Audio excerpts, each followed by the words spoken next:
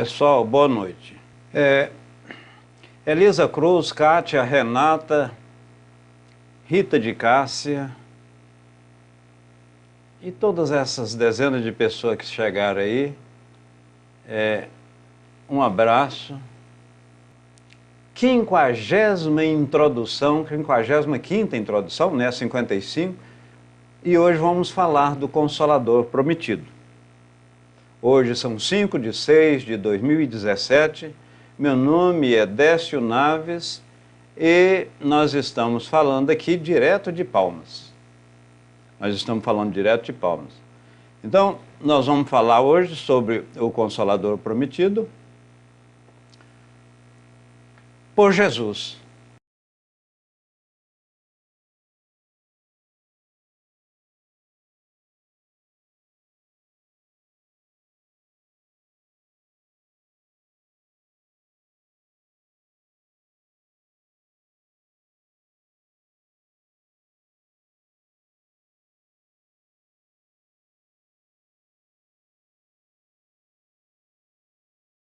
Então, de duas uma. Ou Jesus não falou tudo o que efetivamente necessitava falar, uma vez que as pessoas, provavelmente, à época, não tinham esse devido conhecimento, ou ele disse e as pessoas esqueceram. Então, foi necessário o Espírito vir novamente. Em vindo novamente, falar, relembrar alguma coisa que efetivamente não foi dito à época, né? Muito bem. Jesus promete outro Consolador, o Espírito de verdade, que o mundo ainda não conhece, por não estar maduro para compreender. O Consolador que o Pai enviará para ensinar as coisas e para relembrar o que Cristo disse. Aí, se, portanto, o Espírito de verdade tinha de vir mais tarde a ensinar todas as coisas, é que o Cristo ou Jesus não disse tudo. Se o Espiritismo está aqui, ou ele não disse tudo, ou, na verdade, à época, não tinha como dizer, uma vez que as pessoas não tinham esse entendimento. Ótimo, Helena, dá esse retorno para nós. Muito bem, Vladikson. Muito bem, Cardoso. Então, ele veio no momento certo. Se, portanto, o Espírito de verdade tinha de vir mais tarde a ensinar todas as coisas, repetimos, né? É porque Cristo não dissera tudo.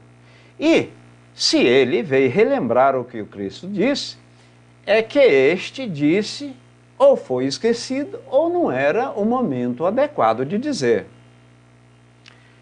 Então o Espiritismo vem na época predita, no momento certo, cumprir a promessa de Cristo, né?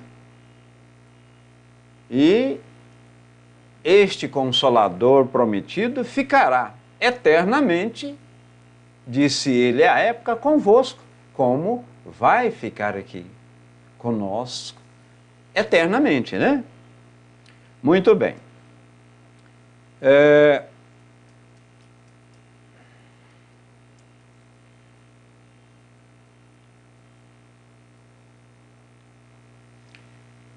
Ele chama os homens à obediência da lei. Ensina todas as coisas, fazendo compreender o que Jesus só disse por parábolas. Vem, finalmente, trazer a consolação. Suprem aos deserdados da terra e a todos os que sofrem, atribuindo causa justa e fim útil a todas as dores.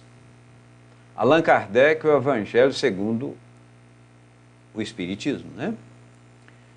Então, meus irmãos,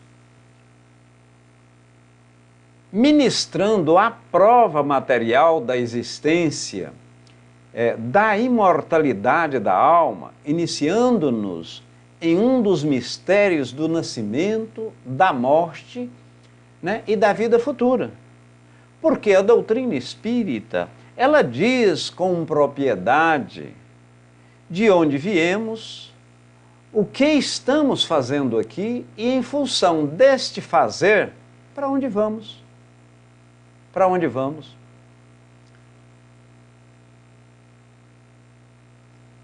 Mário, muito bem, gente. Eu estou achando a área de texto muito calada, mas tudo ótimo. A doutrina espírita, melhor do que qualquer outra, põe em relevo a necessidade da melhoria individual.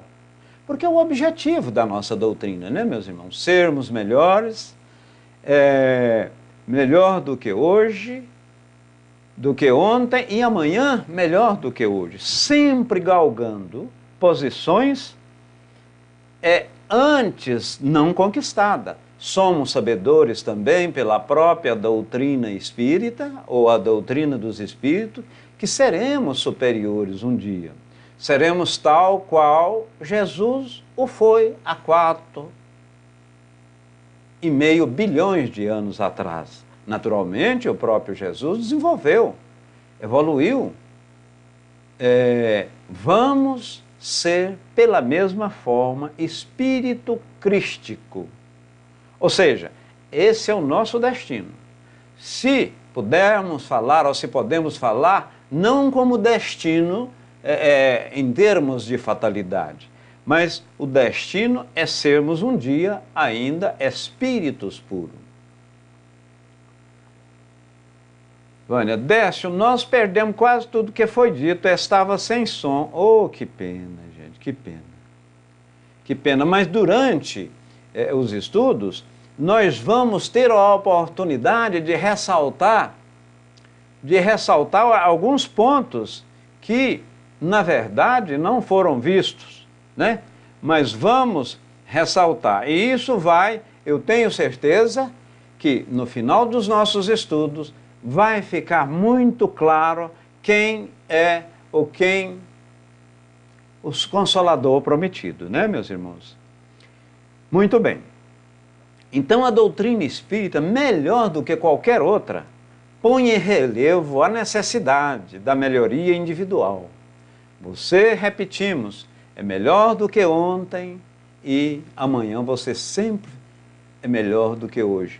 Eu, você, nós somos reflexos dessas várias reencarnações.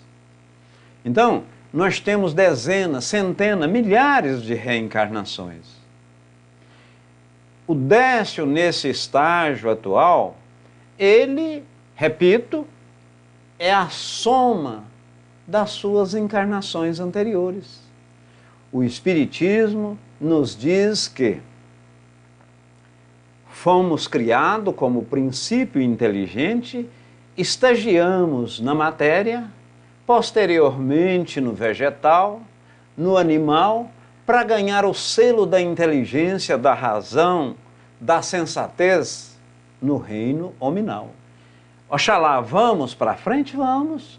Vamos ainda encarnar no reino angelical. São espírito dadivosos, espíritos puros, espíritos estes que são assessores de Deus. Assessores de Deus.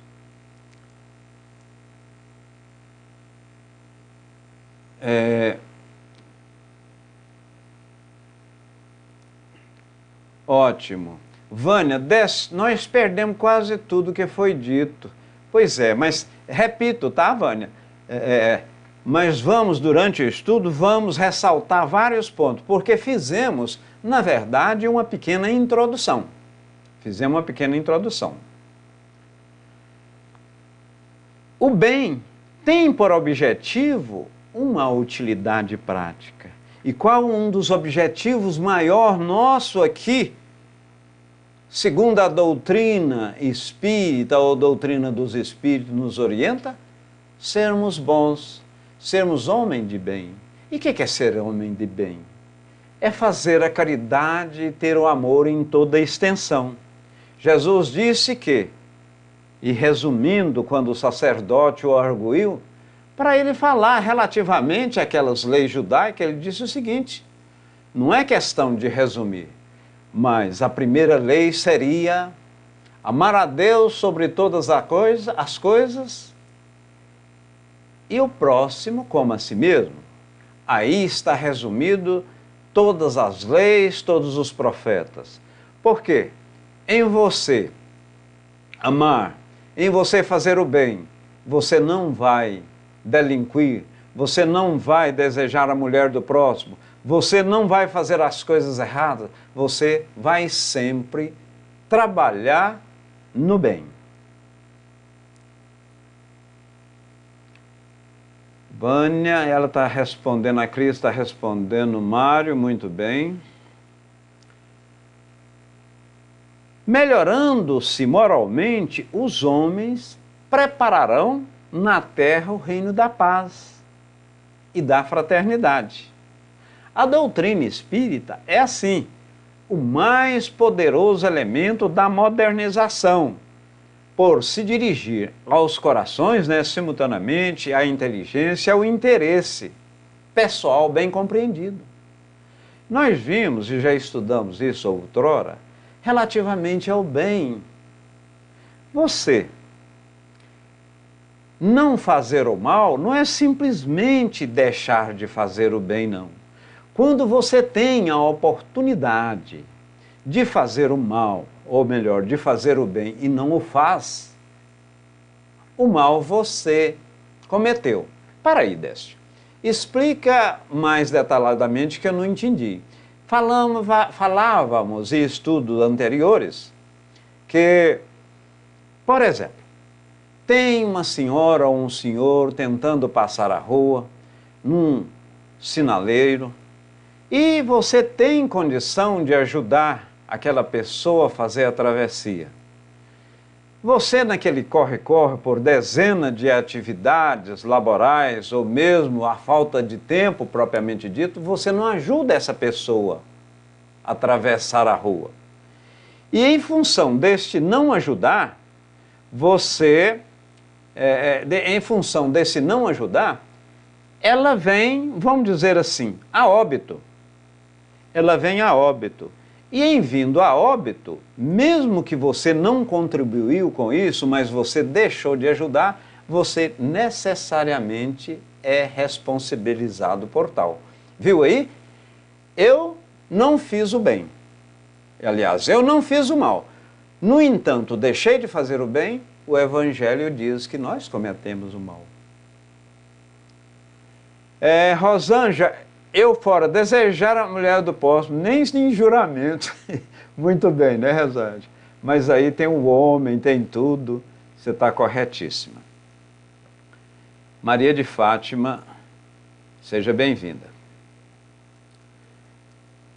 O Espiritismo também, meus irmãos, ele explica a razão da dor, do sofrimento, né? O porquê estamos aqui, o porquê nesse horário nós estamos aqui. Fala-se, alguns adversários da nossa doutrina, que nós somos a religião, a doutrina, a filosofia do sofrimento. Porque nós gostamos de sofrer. Na verdade, nós não gostamos de sofrer. Nós sabemos por que sofremos. E por que sofremos? Ora, se não for em razão de uma existência anterior, vamos colocar assim, de uma vida anterior, com certeza deve ser desta encarnação. E a maioria de nossos problemas são realmente da encarnação.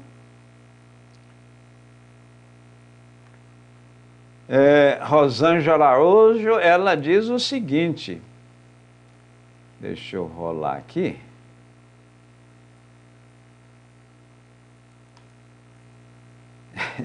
Ela diz que ela foi mulher e será, né? Muito bem. Física ajuda a diminuir a ansiedade. Maria de Fátima, ela responde à crise. E efetivamente, a ciência prova que o homem que faz exercício físico, o homem que trabalha, o homem que labora, naturalmente ele vive mais. e melhora sobretudo. Melhorando-se moralmente, os homens prepararão na terra o reinado de paz e da fraternidade. Então, a doutrina espírita é assim o mais poderoso elemento moralizador, por se dirigir simultaneamente ao coração e à inteligência.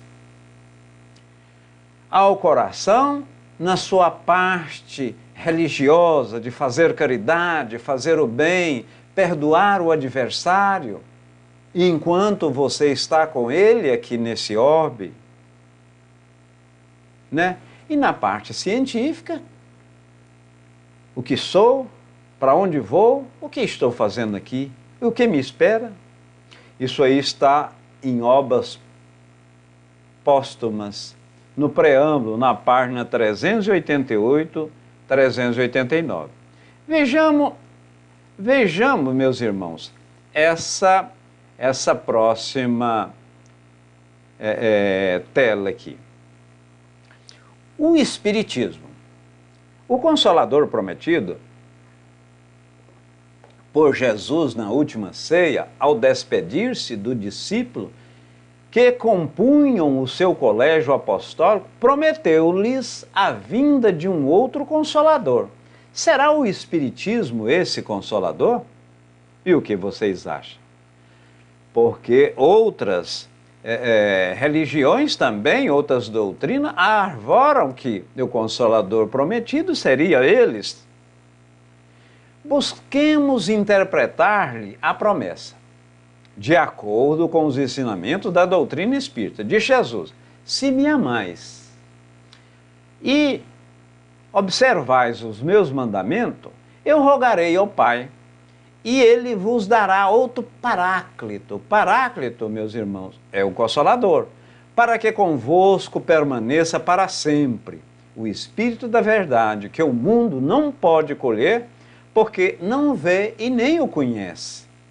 Vós o conheceis, porque permanece convosco. Não vos deixarei órfãos.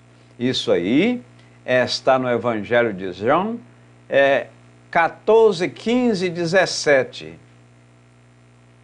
e 26. Conforme ensina Allan Kardec, Jesus promete outro Consolador, o Espírito de verdade, que o mundo ainda não conhece, por não estar maduro para compreender. O Pai enviará para ensinar todas as coisas e para relembrar o que foi dito, o Cristo, né? Pelo Cristo. Ora, se, na verdade, ele estipulou, designou o Espiritismo como Consolador prometido e lembrar alguma coisa que foi dita pelo nosso Senhor Jesus Cristo, é porque nós, ou as pessoas da época de 160 anos esqueceram, ou por outra, foi dito por Jesus muita coisa sobre o véu, assim de uma forma obnubilada, né? Uma nuvem. Então o Espiritismo veio para, de uma certa forma, tirar esse véu. Porque antes do Espiritismo, meus irmãos, as pessoas que tinham esses conhecimentos eram aquelas pessoas egípcias, eram aquelas pessoas iniciadas. Jesus não tem prova que foi iniciado, mas Moisés sim, ele foi iniciado. Então, a pessoa, eu sou maçom, na maçonaria nós temos a iniciação, né? Você passa ritualística, tem ritualística e você passa por graus. Então, você é iniciado. Assim era o iniciado àquela época. Marinalva faz a seguinte contribuição, Décio. Eu ouvi o padre dizer que Jesus enviaria o Consolador, que seria o Espírito Santo para eles. Esse Espírito Santo, Marinalva, inclusive, as pessoas que não são espíritos muçulmanos, a espírita não cristiana, dizem que as pessoas que acreditam no Pai como o Criador, o Filho que veio trazer a sua mensagem, o Espírito Santo, eles falam que nós somos politeístas, né? Quando essa religião maior do cristianismo assim diz, né? Pai, Filho e Espírito Santo. O Espírito Santo nada mais é do que, segundo eles, a comunicação divina. Nós somos sabedores que Deus em si, ele não comunica, ele comunica através dos espíritos, vamos dizer, superiores, como um Gandhi, como Martin Luther King, como o próprio Jesus, e assim sucessivamente, Madre Teresa de Calcutá. Então, esses espíritos bem mais evoluídos, Chico Xavier, então, tem uma inspiração, pode ter uma inspiração direta de Deus, mas eu não diria nem de Deus, porquanto Deus tem os seus espíritos dadivosos que nos inspiram, não precisa de Deus. Já existem os espíritos dadivosos, que são o espírito do padrão de Jesus. Realmente, Cris Morawiecki, quando ficamos ansiosos, quando ficamos enfurecidos, quando ficamos enraivecidos, jogamos na corrente sanguínea toxinas, jogamos hormônios, jogamos elementos químicos extraordinariamente ruins para o nosso corpo. Então, conforme Allan Kardec, Jesus promete outro Consolador, o Espírito de verdade que o mundo não conhece, por não estar maduro para compreender o Consolador. O Pai enviará para ensinar todas as coisas e para relembrar outras. Aqui, Kardec repete novamente. Se, portanto, o Espírito de verdade tinha de vir mais tarde e ensinar todas as coisas, é porque Cristo, à época, não dissera tudo. Ou, por outra, conforme nós dissemos, se disse, nós tínhamos esquecido. Então, foi extraordinário a vinda.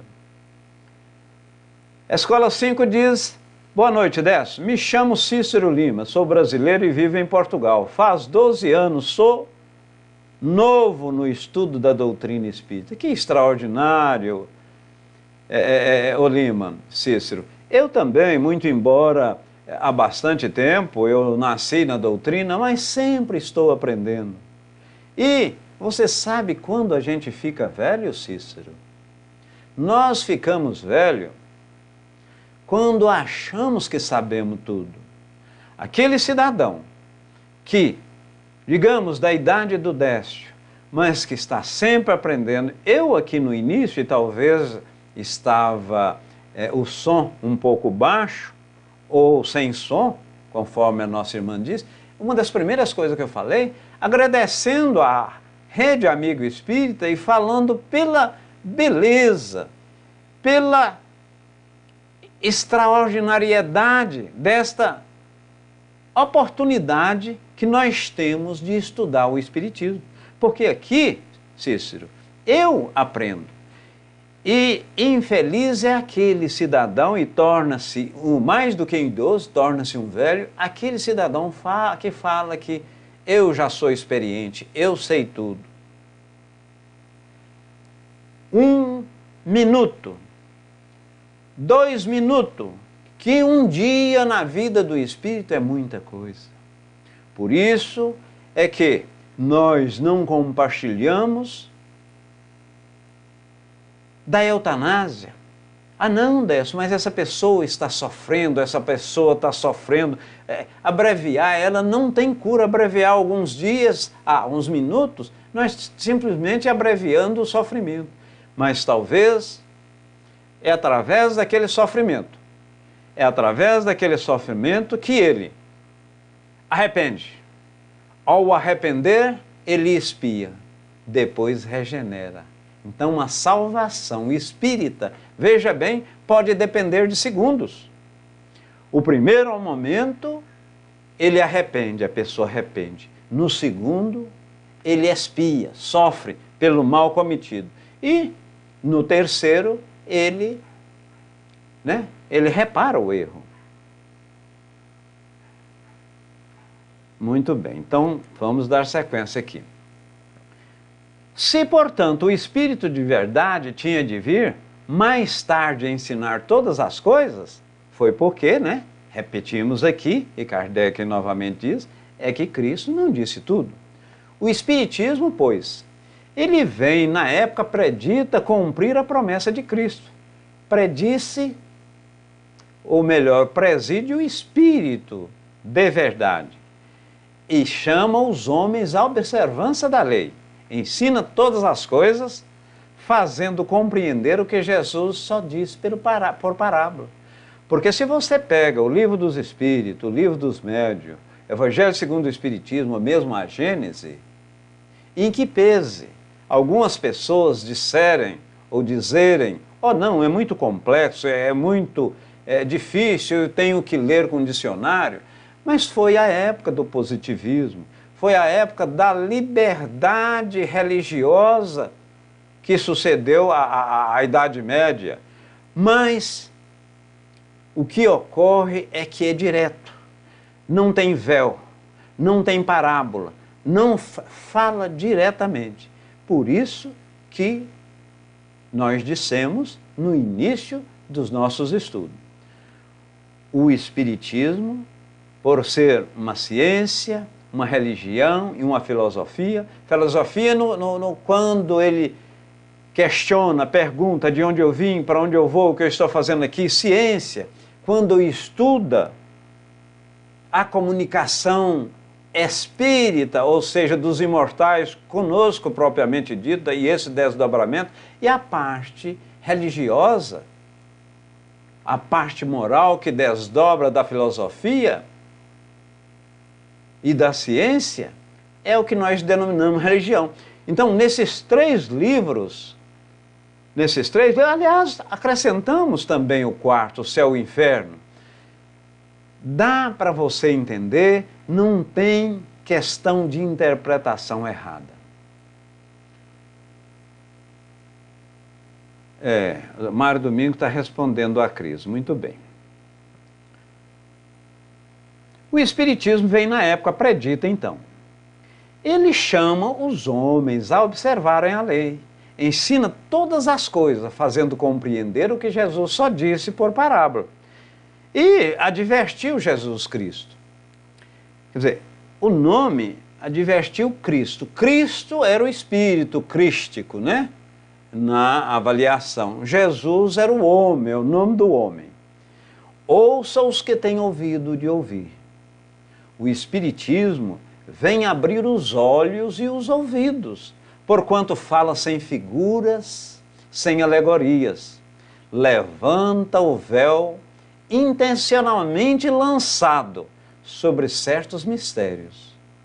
Vem finalmente trazer a consolação suprema aos deserdados da terra e a todos os que sofrem, atribuindo a causa justa, a fim, e na verdade um fim útil a tudo que existe. Mas por que, Décio? Você falou assim que tinha certo véu, tinha certas coisas que era prudente não orientar, não explicar. Sim, meus irmãos, vocês já imaginaram, na época de Jesus, Moisés ficou andando com esse pessoal, com os judeus lá, 40 anos no deserto. Quando foi liberto do Egito, esse povo era politeísta. Moisés, dando volta no deserto, e depois até Josué conseguiu chegar na terra prometida, Moisés não chegou. Mas ainda bastante forte o politeísmo. Se Jesus falasse, ele falou que o reino dele não era daquele mundo, mas se falasse coisas mais complexas, reencarnação, tinha dito isso, mas de uma forma um pouco velada, por parábola. Porque você quer, e é muito oportuno que se diz, que nessa época a maioria das pessoas eram leigas, eram analfabetas, vamos falar o português claro. Não tinham conhecimento. Então, ora, se eu chego falando desse jeito que estou falando a vocês aqui, para uma classe da primeira, segunda ou terceira série, com certeza o índice de aproveitamento é nulo, é zero. Por que é zero? É porque eu estou falando,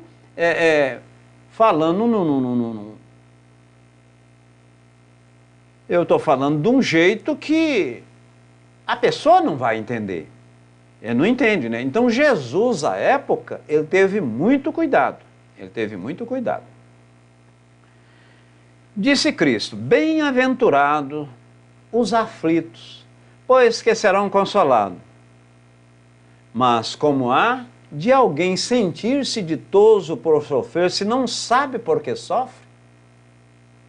O Espiritismo mostra a causa do sofrimento nas existências anteriores e na destinação da Terra, onde o homem expia o seu passado. O nosso irmão Alê, ele está estudando, fazendo os estudos aí, daquele livro, o primeiro livro que o próprio Kardec, que é o Espiritismo, que o próprio Kardec sugeriu que fosse lido. Então, lá, Kardec, quando está atendendo, ele está atendendo o padre e o visitante, justamente o visitante. Ele diz que um dos piores escolhos é você não ter conhecimento e querer traçar opinião a respeito daquilo.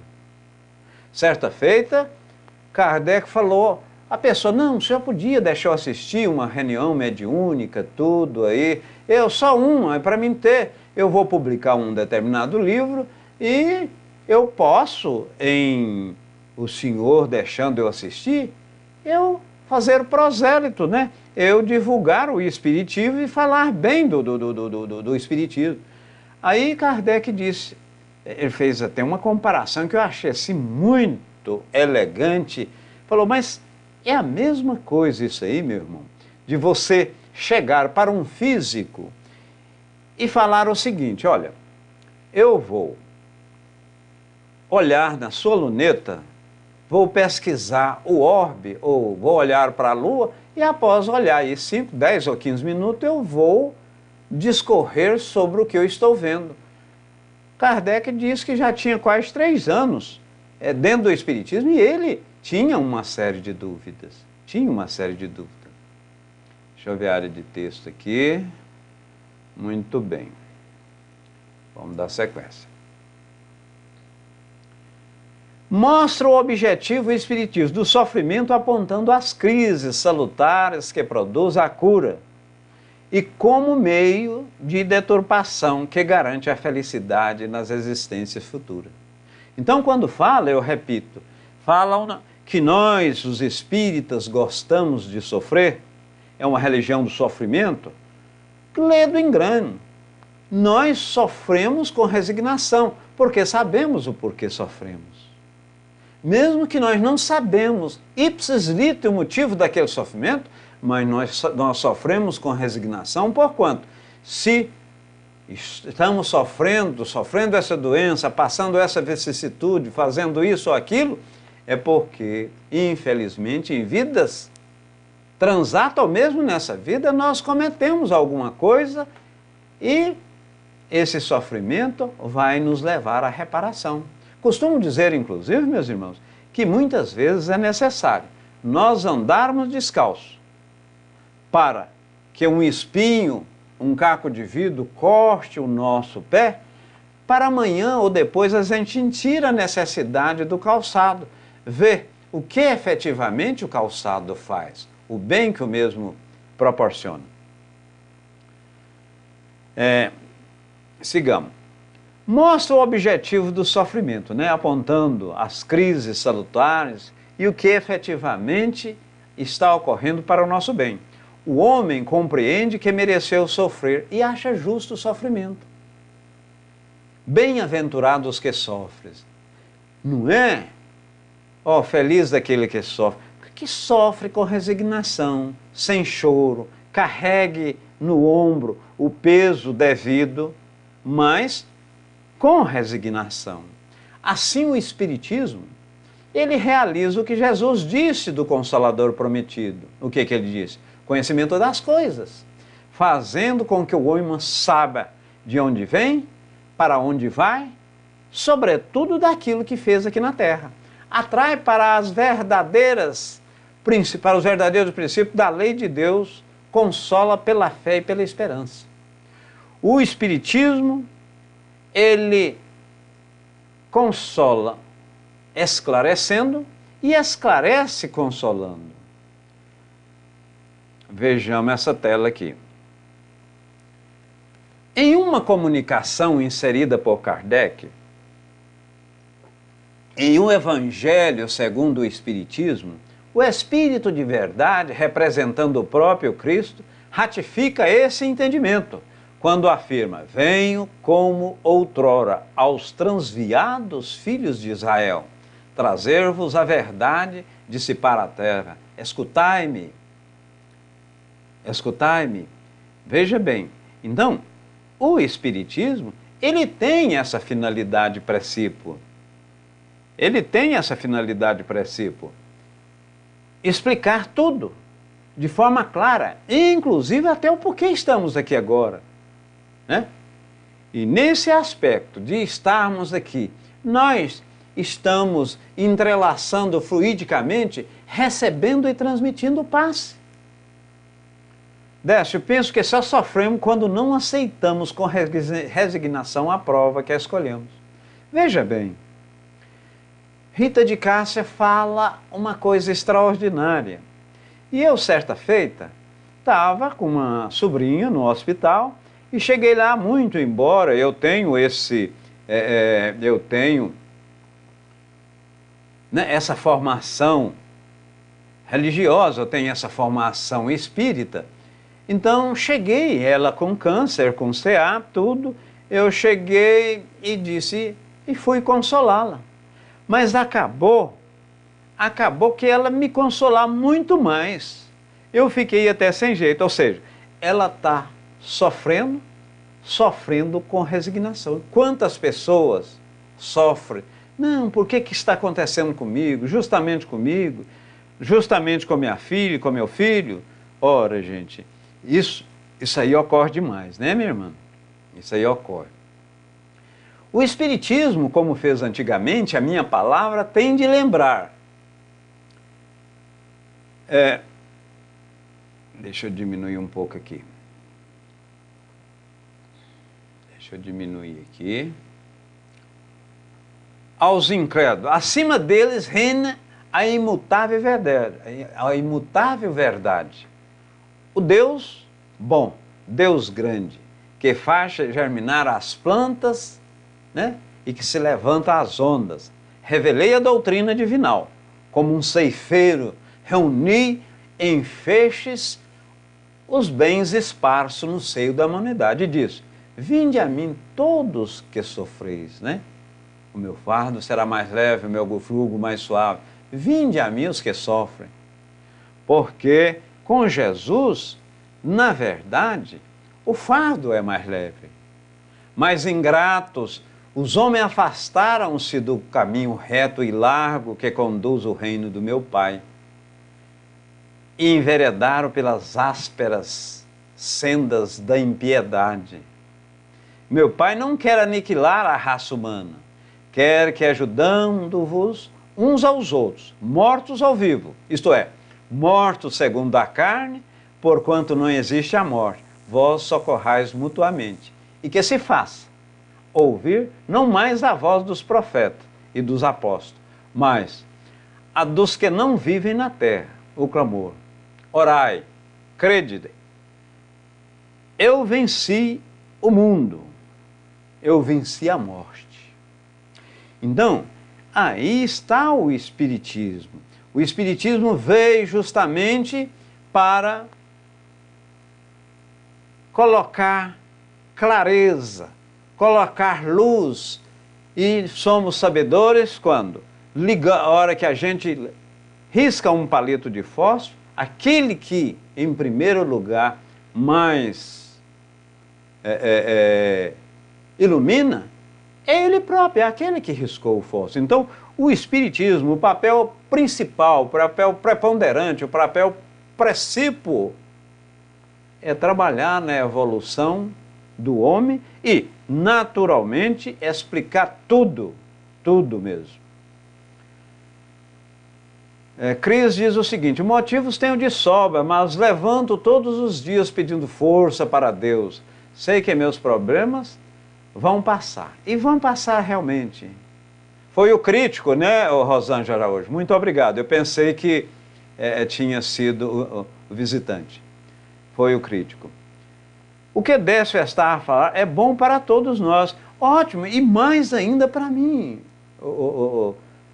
Mário, porque eu tenho erros. Eu não vou falar que eu sou o mais errado daqui, mas eu tenho muitos erros, eu tenho que aprender. E nós, quando temos algum conhecimento, tornamos-se muito mais responsável, porquanto, ao errarmos, cometemos uma duplicidade de erro.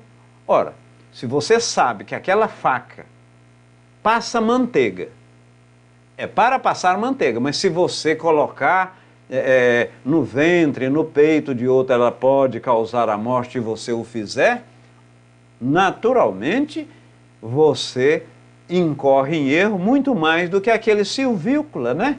Que não era dessa forma, não fazia dessa forma. Muito bem.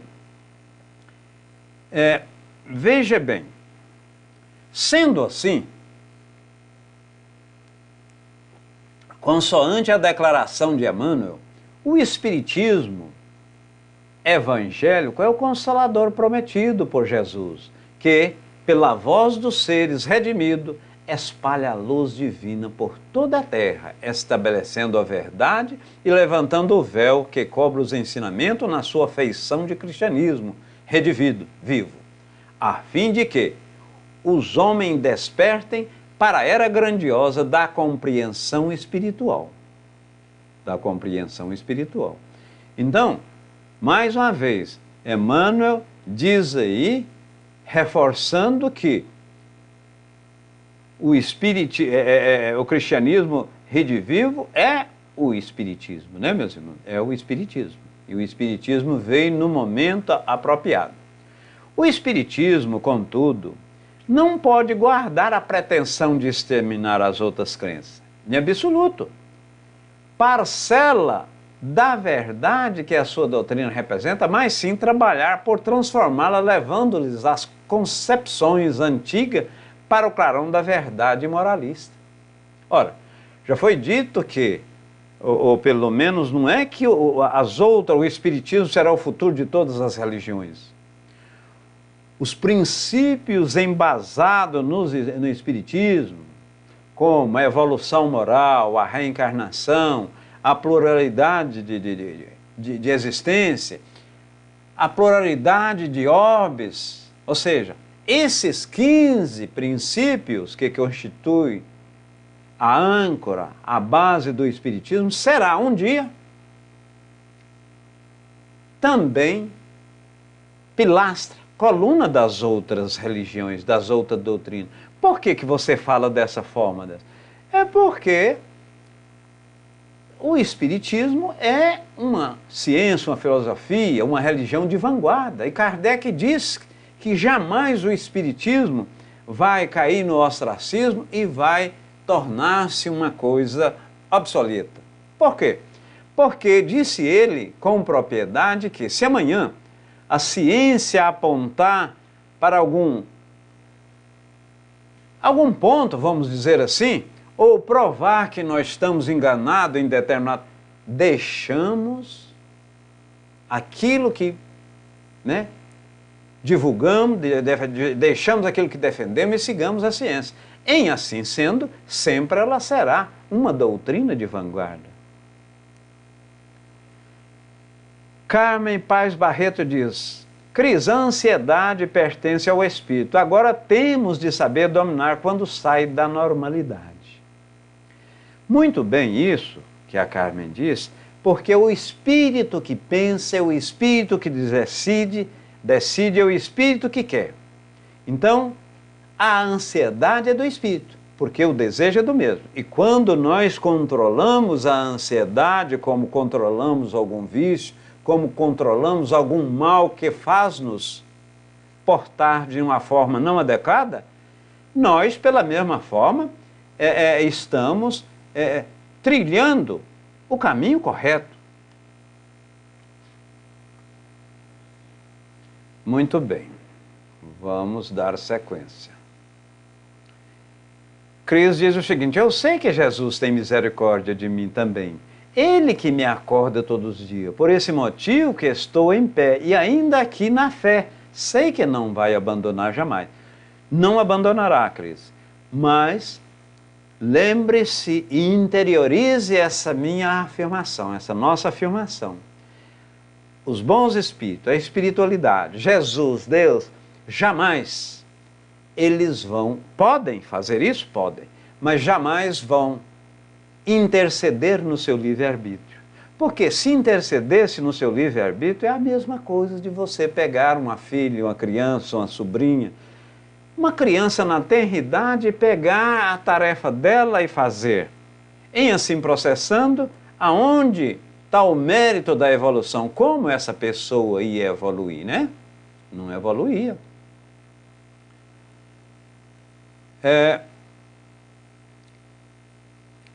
Por meio do Espiritismo, a humanidade tem que entrar numa nova fase, a do progresso moral, que é consequência inevitável. Isso mesmo que está acontecendo no Brasil aqui agora, meus irmãos.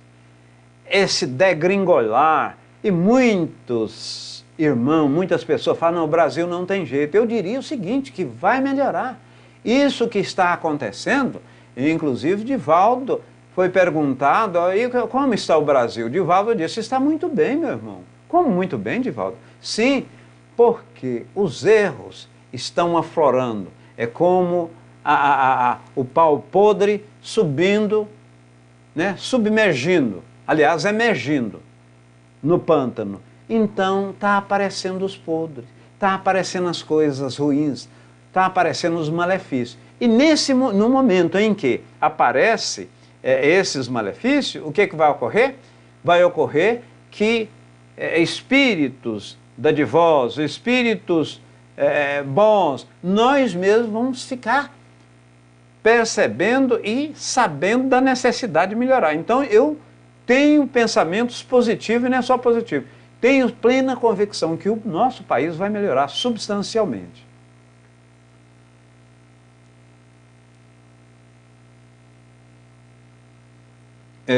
Então vai aqui. Vamos ver essa outra tela aqui? Veja bem essa outra tela que é uma das penúltimas aí, viu, meus irmãos? Então nós vamos ver essa tela aqui.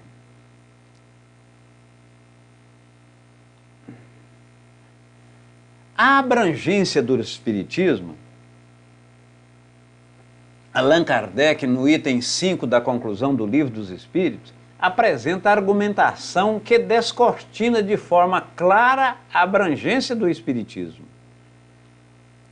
A abrangência do Espiritismo.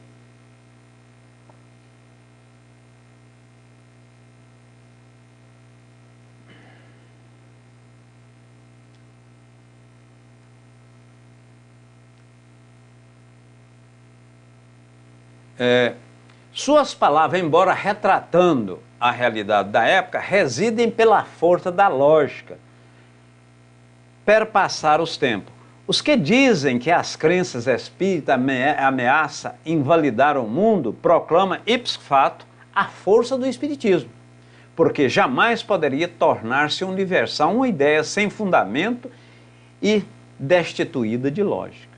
Então, se está até hoje, e o próprio Kardec disse que se a ciência apontar para um lado e falar alguma coisa que efetivamente não é, nós devemos seguir a ciência. Outra, no penúltimo parágrafo dessa conclusão 5, ele diz o seguinte, e aqui eu falo sobre a minha emoção em palavras: o Espiritismo é forte, sempre será e irá ser, vez que suas bases estão assentadas na religião, suas bases estão assentadas em Deus, né? Em Jesus e nos princípios divinos.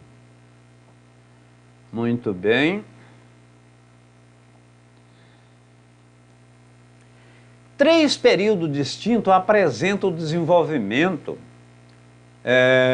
dessas ideias. Primeiro, o da curiosidade. A pessoa vai para o Espiritismo porque é curioso, né? Quer ver que é a singularidade dos fenômenos produzidos. Desperta, segundo, o do raciocínio, da filosofia. Terceiro, o da aplicação e das consequências. O das consequências, né? Então,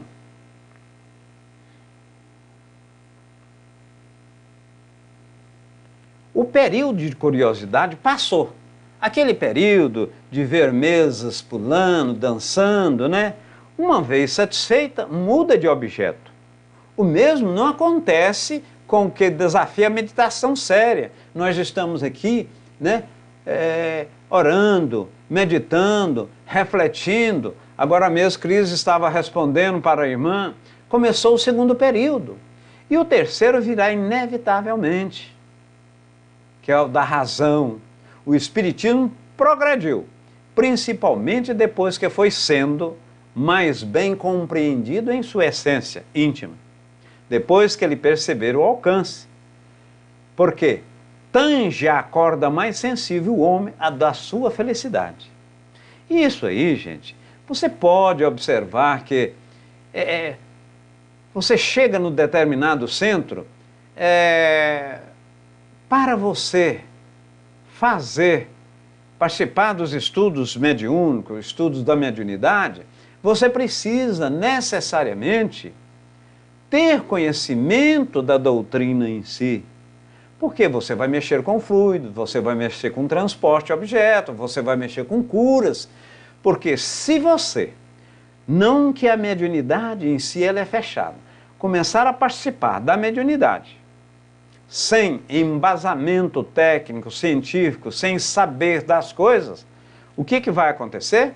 Vai acontecer que você vai sair mais desacreditando do que propriamente acreditando na mediunidade, né? Então, por isso que é necessário que tenhamos conhecimento. Então, veja, a mediunidade não é fechada, Tem que ter um conhecimento antes da doutrina para você participar.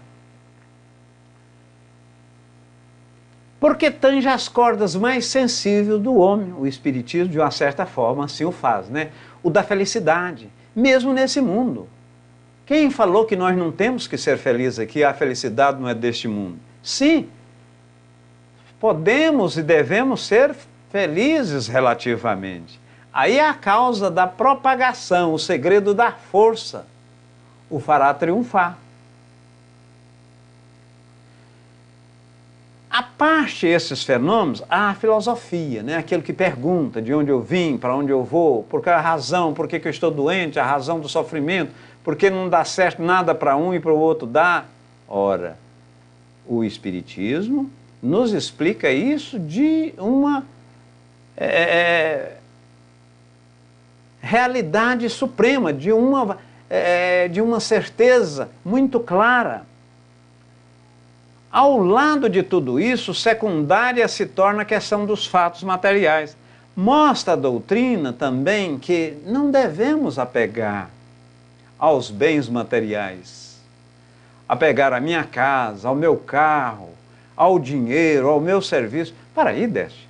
Mas nós estamos no mundo material, não temos que ser apegado à matéria. Sim, apegamos na medida que a mesma nos sirva e nos faz termos uma vida adequada, mas não podemos apegar em demasia por quanto? Quando do desencarne, vamos ficar sofrendo sob maneira. Que jeito dessa? Ora, eu apeguei no meu carro, eu tenho uma Ferrari, apeguei minha casa, o triplex de cobertura. O que vai acontecer? Ao morrer, né, porque desencarnar, a hora que o perispírito desvincula da matéria propriamente dita, eu morri, eu vou ficar vinculado ao corpo. Eu vou ficar vinculado ao corpo. Então, meus irmãos, o Espiritismo é forte porque assenta sobre as próprias bases da religião. Olha aí o que eu disse. Deus, a alma, apenas é a recompensa futura. Isso aí está lá no capítulo 5, no último parágrafo.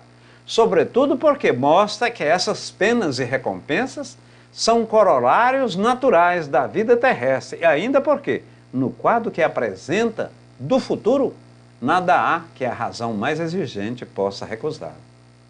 Então veja bem, meus irmãos, Kardec, ele falou também, porque tem certos irmãos que dizem, não, Kardec falou que o Espiritismo é uma ciência, ele não é religião. Ele disse aí no final do capítulo 5, da conclusão 5, do Livro dos Espíritos, que é forte porque suas bases estão assentadas na religião, em Deus e na vida futura. Então, ele disse sim também que é religião. Meus irmãos, antes de fazermos a prece final, esse aqui foi foi a nossa referência bibliográfica, foi o Evangelho segundo o Espiritismo, o Livro dos Espíritos, a Bíblia de Jerusalém, né? O Evangelho segundo São João, o Consolador de Chico Xavier. Então, esses foram os estudos que nós preparamos para a noite desta segunda-feira. Então, meus irmãos, eu vou pegar aqui, deixa eu ver a área de texto antes de passar ao encerramento. Muito bem, Carmen, as outras religiões é de acordo com a evolução de cada um. Justamente, quando nos acontece algo de bom, diz Mário Domingos, é porque não estamos a caminhar pelo caminho certo, teremos que voltar justamente. E quando ocorre alguma coisa de ruim, é porque efetivamente nós merecemos. Nós efetivamente merecemos. Então, meus irmãos, vamos, nesse exato momento, agradecer a Divina Providência novamente, solicitar e agradecer os padrinhos dessa sala, Chico Xavier e Maria Santíssima, que nos intuiu, que nos inspirou, e toda a espiritualidade que deu sustentação. Aqueles que quiserem pegar um copo d'água, se não pegou, não tem problema, pode pegar a posteriori, pode ir na geladeira. Nós vamos solicitar a fluidificação dessa água. Ó, meu Senhor Jesus, meu bom Pai, e toda a espiritualidade, repetimos, que deu a sustentação aos nossos estudos. Fluidifique essa água, magnetizando as suas moléculas, tornando um bálsamo, um elixir, um remédio que debelará, sobretudo, os males espirituais que estão sedimentados em nosso interior. E, se porventura dermos para aquela pessoa que está doente, para o nosso filho, para o nosso marido, nós estamos deixando essa água dentro da geladeira, quando ele chegar, dê a água. Cada um, com o seu próprio merecimento, receberá os benefícios. Beba, pois, de forma bastante humilde e com muita fé.